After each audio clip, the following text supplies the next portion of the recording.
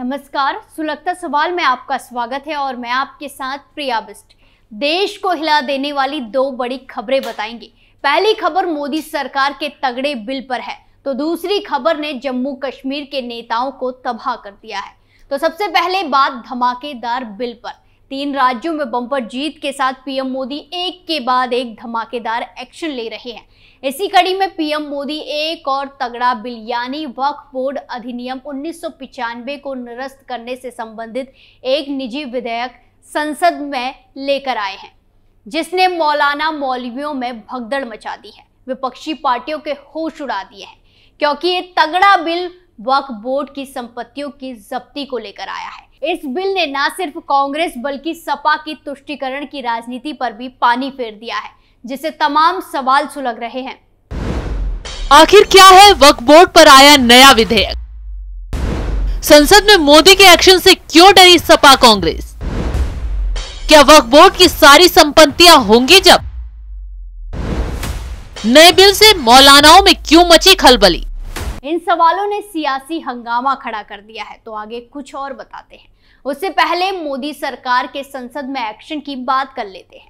दरअसल बीजेपी के राज्यसभा सांसद हरनाथ सिंह यादव ने वक्फ बोर्ड अधिनियम 1995 को खत्म करने के लिए सदन में निजी विधेयक पेश किया है और उसके बाद हरनाथ सिंह यादव ने कहा, इस एक्ट से देश में असमानता बढ़ रही है। इस 1995 के वक्फ बोर्ड एक्ट से देश में असमानता फैली हुई है और वही बड़े स्तर पर धर्मांतरण का खेल भी इसी की आड़ में खेला जा रहा है। जब देश का विभाजन हुआ तब ये तय हुआ कि जो भारत से हिंदू भारत आएगा उसकी संपत्ति पाकिस्तान की होगी और जो मुस्लिम यहाँ भारत से पाकिस्तान जाएगा उसकी संपत्ति भारत की हो जाएगी। लेकिन इस बात को मुस्लिम संगठनों ने दबा दिया, नियम के तहत काम करना छोड़ दिया। मुस्लिमों ने एक वक्फ बोर्ड नाम की संस्था बनाई और उसको 1954 में कांग्रेस ने कानून मान्यता दे दी।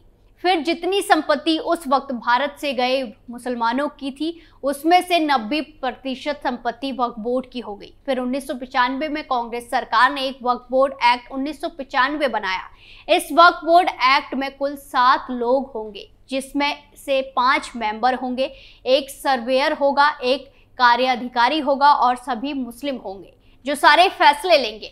उसमें सरकार भी दखल नहीं दे पाएगी। तो आखिर इस वक्फ बोर्ड की ताकत क्या है, चलिए आपको बताते हैं। दरअसल इस वक्फ बोर्ड की ताकत यह है कि इस बोर्ड में मेंबर, सर्वेयर या कार्य अधिकारी किसी भी संपत्ति को बोल देंगे कि ये संपत्ति उनकी है, तो बोर्ड को ये साबित करने की ज़रूरत नहीं है कि उसकी वो संपत्ति है या नहीं, बल्कि जिस शख्स के पास वो मौजूद है वो सिद्ध करे कि ये संपत्ति उसकी है। ये सब होगा उस आदमी के आदेश पर जिस सर्वेयर या कार्य अधिकारी ने आदेश दिया है। इस एक्ट में यह भी प्रावधान है कि वक्फ बोर्ड के इस फैसले को किसी भी अदालत में चुनौती नहीं दी जा सकती, चाहे उच्च न्यायालय हो या उच्चतम न्यायालय। यानी कि जिस संपत्ति को वक्फ बोर्ड ने कब्जा लिया और अपना अधिकार उस संपत्ति पर रख दिया, तो कोई भी व्यक्ति या सरकार उस संपत्ति को वक्फ बोर्ड से नहीं ले सकती। यह एक्ट कई तरह के तानाशाही के अधिकार वक्फ बोर्ड को दे रहा है। दरअसल इस एक्ट में प्रावधान है कि वक्फ बोर्ड जिले के कलेक्टर को आदेश पारित करेगा कि अमुक संपत्ति हमारी है, उसे आप अपने कागजात से खारिज करिए और कलेक्टर को करना पड़ेगा। यानी कि इस वक्त वक्फ बोर्ड का दायरा कानून से भी ऊपर हो रहा है, जबकि देश में कानून सबके लिए बराबर होना चाहिए, लेकिन ऐसा नहीं है। इसी के साथ हरनाथ सिंह यादव ने कहा कि ये ऐसी अतार्किक और असंवैधानिक व्यवस्था है और इनसे वक्फ बोर्ड के लोगों को अतूक ताकत दे रही है। इसकी ताकत से उन्होंने देश के अंदर अनेक संपत्तियों पर अपना कब्जा जमा लिया है और कहीं ना कहीं इस ताकत का अब गलत इस्तेमाल भी होने लगा है। इसके साथ हरनाथ सिंह यादव ने कहा, उनके पास ऐसे सैकड़ों केस आए हैं जिसमें वक्फ बोर्ड ने लोगों की संपत्तियां ले ली हैं। उन्होंने 2 घटनाओं का जिक्र करते हुए वाकया समझाया।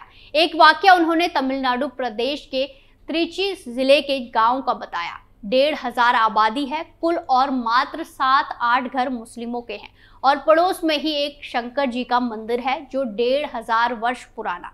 वक्फ बोर्ड ने उस गांव की सब संपत्ति पर अपना दावा ठोक दिया है और सबको खाली करने का नोटिस कलेक्टर के यहाँ से आ गया है। कागजात से भी संपत्ति खारिज हो गई है। इसमें गांव की अधिकतर आबादी गरीब है।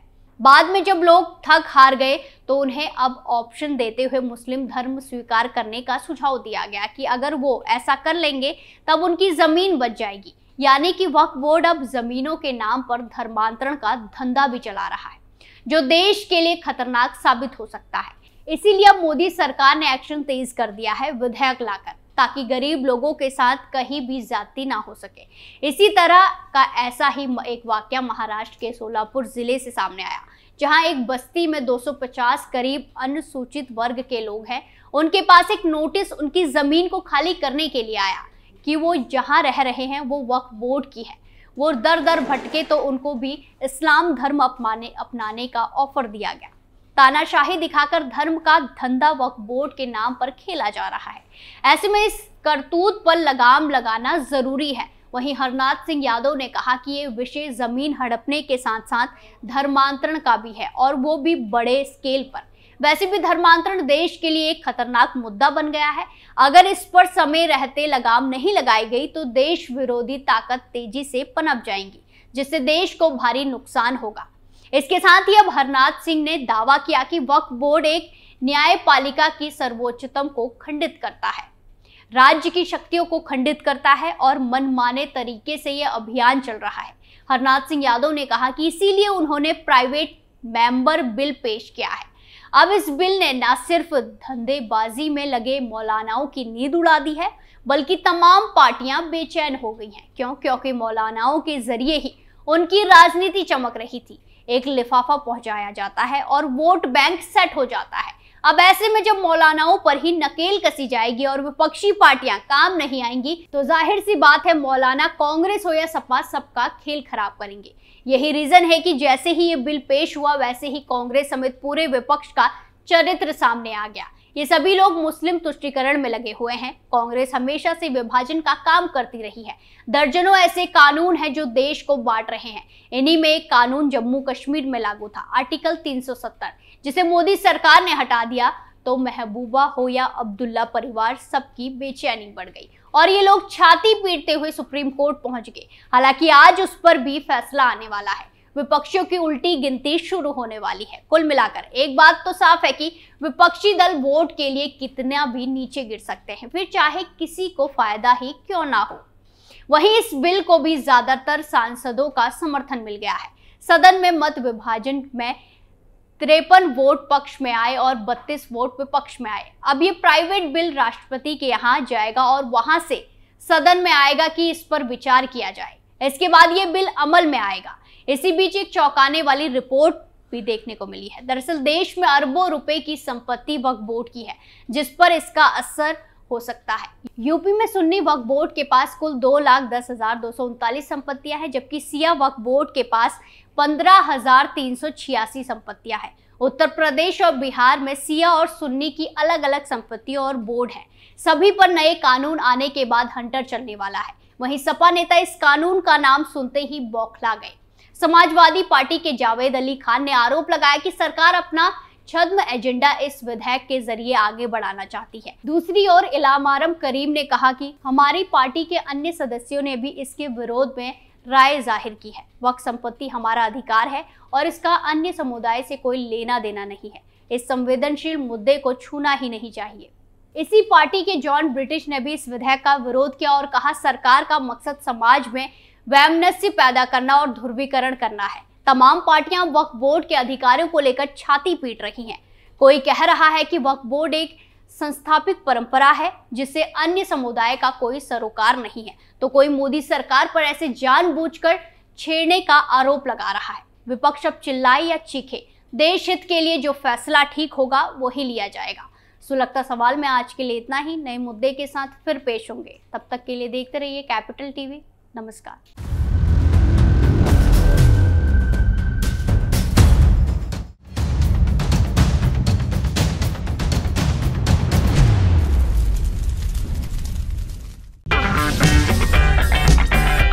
अगर आपको हमारा वीडियो पसंद आया हो तो इसे लाइक करें, हमारे चैनल को सब्सक्राइब करें और हाँ, बेल आइकन दबाना ना भूलें ताकि आप तक हमारे वीडियो की नोटिफिकेशन पहुंचती रहे।